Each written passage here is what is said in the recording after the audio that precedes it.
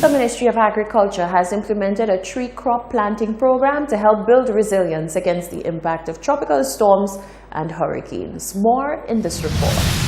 The Ministry of Agriculture, with the financial support of the government of China Taiwan, through the Taiwanese Technical Mission, recently embarked on a windbreak project. Speaking at the official launch in Poale, Field Officer attached to the Banana Productivity Improvement Project, Stephen Mosheri, said the intercropping strategy will reduce the losses of farmers following the passage of a storm or hurricane. After tropical storm Kurt, we saw it necessary to have these barrier plants, the windbreaks, because we saw in estates like Lynch Fevrier, up Mine, where the mango trees protected the farm and the damages was not as much as we have down here. So we said, okay, we went to the Taiwanese mission and they agreed to sponsor this tree crop planting. And we're using mangoes for two reasons. Mango, if you plant, we can put forestry too, but if you put mango, you can have a double effect.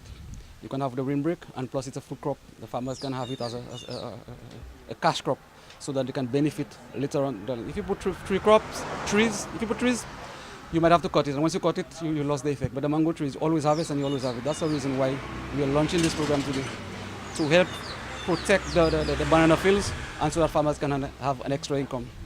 Approximately 5,000 tree crops will be purchased with the aid of the Taiwanese Technical Mission.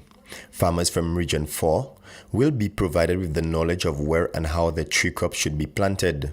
Taiwanese Technical Mission representative Mario Cheng underscored the importance of the project to farmers in St. Lucia. We try to engage the farmer to provide a better assistance in the agriculture area. And today, we have an idea to provide trees become to the barrier to protect our banana fields, to prevent maybe in the futures do not get so much serious snappage in the banana field. So today, thank you every participant for this event, and we're going to hand by hand to work together to making something change. The Windbreak project launch was well attended by farmers and students from Region 4. The intention of the Ministry of Agriculture is to implement this initiative across the island in the future. From the Communications Unit in the Ministry of Agriculture, Fisheries, Physical Planning, Natural Resources and Cooperatives, Miguel Morissette reporting. Caribbean countries are seeking to increase the number of women employed on the Canadian Seasonal Farm Workers Program. One farm owner in Canada has given the plan the thumbs up. Authorities are now working on logistics to facilitate more female farm workers. Caribbean women in farming have come in for high praise from St. Lucia's Labour Minister, the Honourable Stevenson King. At a recent tour of a local farm with delegates attended the 2018 annual review meeting of the Canada-Caribbean Seasonal Agricultural Workers Program, Minister King observed that Caribbean women have broken many barriers and now stand toe-to-toe with their male counterparts in the agricultural sector. The Cox Farm, nestled in the community of Varna on the west of St. Lucia, is a true success story, where 50% of the workforce are women. Labour Minister King says the cabinet in which he serves will continue to lobby for equal rights and treatment for female workers across the board. I'm encouraged by what I've seen here today. The fact that you've got a sort of 50-50 balance between men and women. But more so, it's one that I must commend Mr. Cox on, because his farm is one of discipline. He's a very disciplined farmer. He understands farming. He applies his knowledge to his practice, and he is pursuing farming as a true career, maintaining that discipline that is required not only in farming but in every other industry. The 50-50 balance of women and men is interesting that we are discovering it here today, because we've just concluded our conference on the Seasonal Agriculture Worker Program between Canada and the Caribbean. And one of the subject matters which was discussed was the question of gender. And for us in St. Lucia and the other supply countries to the SOP, we have been speaking about the need for the Canadians to bring in more women into the mix. And I think it is encouraging that some of those very growers from Canada are on the trip today and are seeing the women in action very active, playing their part on the farm, which gives them an indication that we can supply them with women on their farms. Canadian farm owners are becoming increasingly interested in the employ of female farm workers from the region. As such, moves are currently afoot to increase the number of women employed on the Canadian Farm Worker Program. Beth Connery, who owns and operates a farm in Manitoba, Canada, says herself and many of her colleagues are satisfied that Caribbean female farm workers can perform. She explained that farm owners want to ensure conducive accommodation for female workers in order to facilitate increased numbers. Certainly on our farm, of the managers of the farm, 2 of them are women out of the 3. So we're very used to taking a look at the stereotype and the work balances. The way it's working right now with SOP, for us anyway, is very often you're calling back the same people, which means up to a little while ago it was very often men.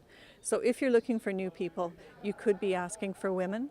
The one blockage that we have right now that we're trying to resolve is housing, because we don't feel that it's safe or responsible to put women in the same housing as men. So when we get that sorted out, we may very well be able to look at having more women come to the farm. We enjoy working with women. Barbados' Labour Minister, the Honourable Colin Jordan, is desirous to see Caribbean countries come together to further enhance the opportunities of the Canadian Farm Initiative. Minister Jordan says, notwithstanding individual domestic circumstances, the region stands to benefit more from collaborative work on the program, recognizing that there is strength in numbers. In some respects, it feels as though we are, while sitting together, still trying to push our individual agendas. We've had too long a period of time, too long a history of jostling against each other in many respects. I don't want to sound though as though we are hostile, because Caribbean people have come together. As a matter of fact, the ordinary people of the Caribbean often can be seen to be much more integrated than some of us who are in what we call the political class. But I would agree that there is significant scope for us lobbying together. But I think we have to recognize first that we will be stronger if we lobby together. In addition to the employment generated and substantial remittances, Caribbean countries also benefit from knowledge transfer among participating farmers.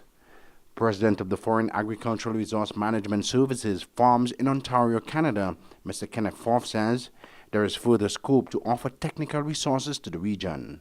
But we're all farmers. We basically do all the same things. So the things that he's doing, we've done and we're doing. So I think he's doing a great job here. I mean, it's just one of those things that he has challenges, like any business has challenges, but we have them at home as well. So it's to me, for what he's got here, he's doing very well. Yeah, I feel quite happy about that, because I have been farming with some degree of limitations, and with the interaction, I can see areas that I can improve myself and going a notch higher. The Canada Caribbean Seasonal Farm Workers Program has been in existence since 1966. It represents one of the finest forms of cooperation between Canada and the Caribbean. From the Communications Unit of the Ministry of Infrastructure, Ports, Energy and Labour, this is Shannon LeBon. You're watching the Hot 790 News. Up next, sports news with Tennyson Glasgow.